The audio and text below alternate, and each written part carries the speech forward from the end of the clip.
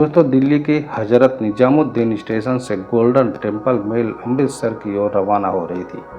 Platform पर भारी भीड़ थी, लेकिन कोच नंबर B3 के बर्थ नंबर 21 पर बैठा एक लड़का बेहद शांत और खुश दिख रहा था। उसका नाम राहुल होता था। राहुल जालंधर का रहने वाला था और मुंबई में एक बड़ी सॉफ्टवेयर कंपनी में सीनियर लेवल पर था। करीब 2 साल बाद वह अपनी छोटी बहन की सगाई के लिए घर लौट रहा था। तो राहुल ने अपनी सीट के पास एक महंगा कैमरा और एक छोटा बैग रखा था, जिसमें बहन के लिए सोने का हार और सगाई का कीमती तोहफा था। तभी उस कंपार्टमेंट में एक परिवार दाखिल होता है। उनके आते ही पूरा माहौल एक भीनी भीनी मोगरे की खुशबू से महक उठता है। एक बुजुर्ग दंपति, उनके साथ उनकी बेटी। दोस्तों, उस लड़की का नाम सीमा होता है। उम्र करीब 23 साल, आंखों में गजब की चमक और सादगी थी। सीमा ने जैसे ही राहुल की तरफ देखा, एक हल्की सी मुस्कान उसके होंठों पर तैर जाती है। उसने राहुल से पूछा कि एक्सक्यूज मी, क्या आप थोड़ा खिसकेंगे? मेरे पापा की लोअर बर्थ है और उन्हें पैर पसारने में थोड़ी दिक्कत हो रही है। राहुल, जो सीमा की खूबसूरती देखकर पहले ही सुध-बुध हो चुका था, वो तुरंत बोला, जी बिल्कुल, आप यहाँ बैठ जाइए, मैं ऊपर वाली बर्थ पर चला जाता हूँ। तो सीमा ने फिर से मुस्कुराते हुए थैंक यू कहा। बस इसी एक मुस्कान ने राहुल का दिल जीत लिया। दोस्तों, यही से बातों का सिलसिला धीरे धीरे शुरू हो जाता है। दोस्तों, ट्रेन ने रफ्तार पकड़ ली और रात गहराने लगती है। राहुल ऊपर की बर्थ पर था और सीमा नीचे। दोनों की नज़रें बार बार मिल रही थी। सीमा की माँ ने घर से बना हुआ पराठा और अचार निकाला और राहुल को भी ऑफर कर दिया। दोस्तों, राहुल ने पहले तो मना किया, लेकिन सीमा के कहने पर उसने खा लिया। खाने के बाद जब सोने की तैयारी करने लगे, तब सीमा ने धीरे से राहुल को इशारा किया कि राहुल नीचे आया और दोनों कोच के दरवाजे यानी गैलरी के पास जाकर खड़े हो गए। बाहर एकदम अंधेरा था और ठंडी हवा के झोंके चल रहे थे। सीमा कहती है कि आप क्या करते हैं? काफ़ी सीरियस लग रहे थे जब आप लैपटॉप पर काम कर रहे थे। राहुल बोलता है, मैं सॉफ्टवेयर इंजीनियर हूँ। और आप क्या करती हैं? तो सीमा कहती है, मैं चंडीगढ़ में MBBS कर रही हूँ। वही पापा के साथ अमृतसर जा रही हूँ, वहाँ मेरी मौसी की बेटी की शादी है। तो बातों बातों में सीमा ने राहुल का मोबाइल नंबर मांग लिया। राहुल को विश्वास नहीं हो रहा था कि इतनी खूबसूरत लड़की खुद उससे बात कर रही है। उसे नंबर दे दिया और दोनों वापस अपनी अपनी सीट पर चले जाते हैं। पूरी रात दोनों व्हाट्सएप पर चैटिंग करते रहे। राहुल ने सीमा को अपनी बहन की सगाई के बारे में बताया और उस हार की फ़ोटो भी दिखाई जो वह लेकर जा रहा था। तो सुबह के करीब 4:30 बज चुके थे।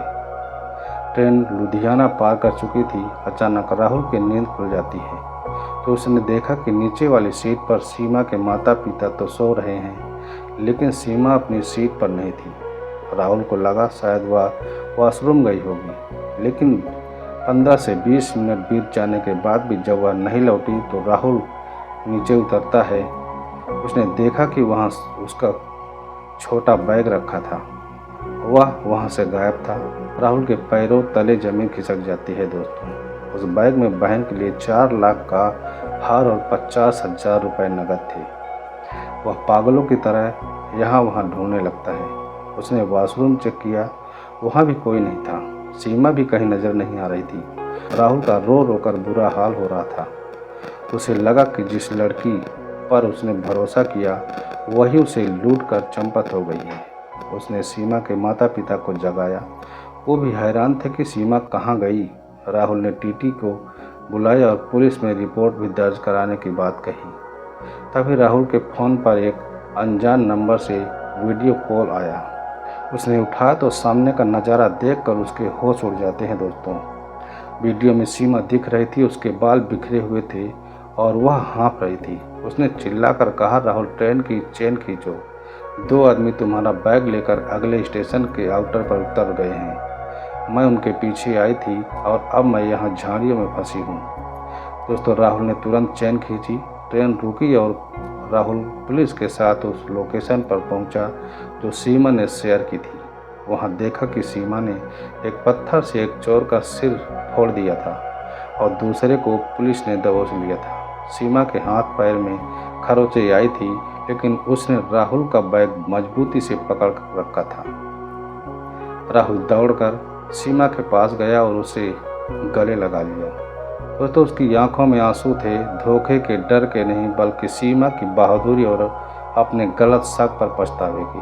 दोस्तों, राहुल ने उस बैग को चेक किया तो उस बैग में सारा सामान मौजूद मिला और अब राहुल और सीमा अपने परिवार के साथ अपने अपने घर चले जाते हैं। और कुछ दिनों के बाद सगाई का समय आ जाता है। सगाई के दिन राहुल के घर खुशियों का माहौल था, लेकिन राहुल ने एक शर्त रखी थी कि जब तक सीमा और उसका परिवार नहीं आएगा वह रस्म शुरू ही नहीं करेगा। तो सीमा अपनी चोटों के बावजूद उस सगाई में शामिल हो जाती है।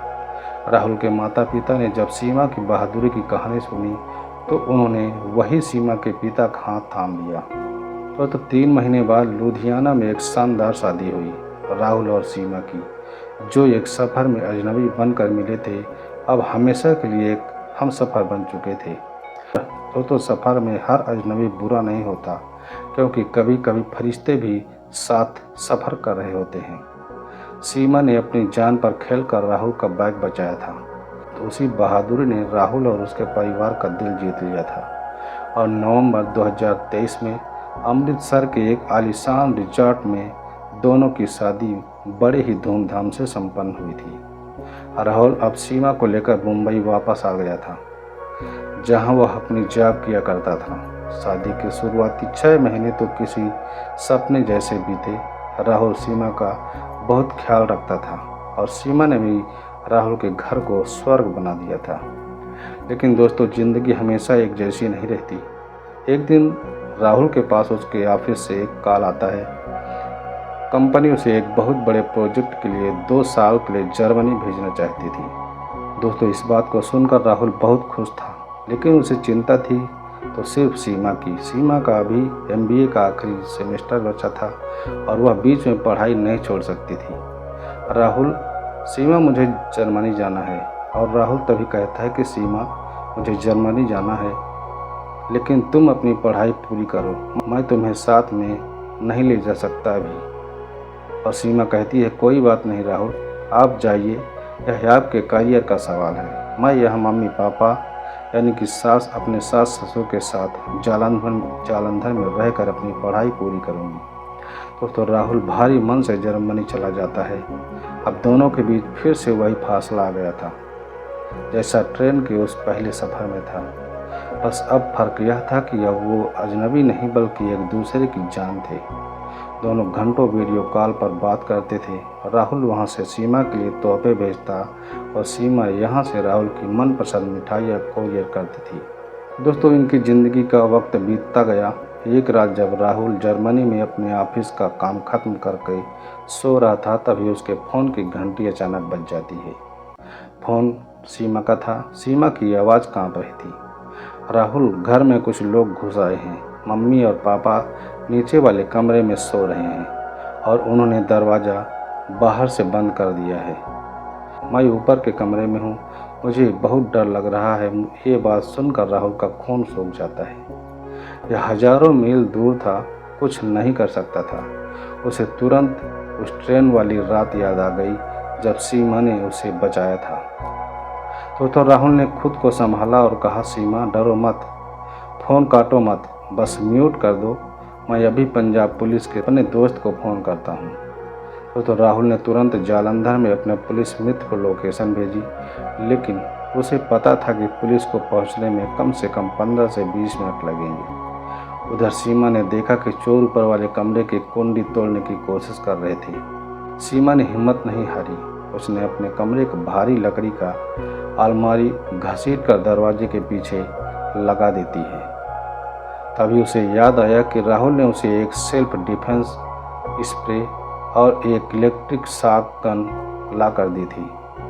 तो जैसे ही चोरों ने दरवाज़ा थोड़ा सा तोड़ा, सीमा ने स्प्रे मार दिया। चोर चिल्लाने लगे। तभी नीचे से पुलिस के सायरन की आवाज़ सुनाई दी। चोर घबरा कर खिड़की से कूदकर भागने लगते हैं, लेकिन पुलिस ने घेराबंदी कर रखी थी। तो तभी तीनों चोर पकड़े गए। जब राहुल के माता पिता को कमरे से बाहर निकाला गया तो वो डर से कांप रहे थे, लेकिन सीमा अडिग खड़ी थी। दोस्तों, इस घटना के ठीक 3 दिन बाद राहुल बिना बताए जर्मनी से वापस आ जाता है। जैसे ही उसने घर का दरवाज़ा खोला, सीमा उसे देखकर फूट फूट कर रोने लगी। राहुल ने उसे गले लगाया और कहा, अब मैं तुम्हें कभी अकेला नहीं छोड़ूंगा। मैंने अपनी कंपनी से बात कर ली है, अब मैं इंडिया से ही वर्क फ्रॉम होम करूंगा। दोस्तों, 2 महीने बाद सीमा का MBA का रिजल्ट आया और उसने पूरे कॉलेज में टॉप किया। उसकी मेहनत और हिम्मत का फल उसे मिला।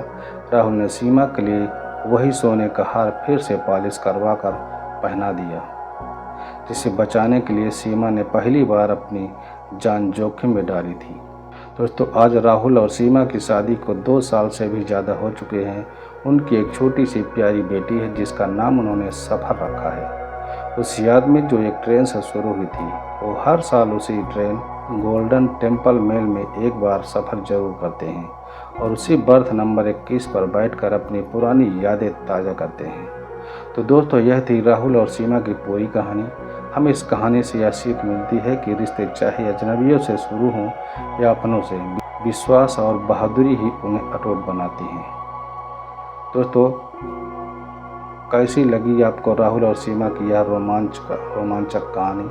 अगर आपको भी कभी सफ़र में ऐसा अनुभव हुआ हो तो कमेंट में ज़रूर बताएं। इस वीडियो को लाइक करें और हमारे चैनल को सब्सक्राइब करना न भूलें, ताकि हम ऐसी ही सच्ची और प्रेरणादायक कहानियाँ आप तक पहुँचाते रहें। वीडियो देखने के लिए आपको बहुत बहुत धन्यवाद।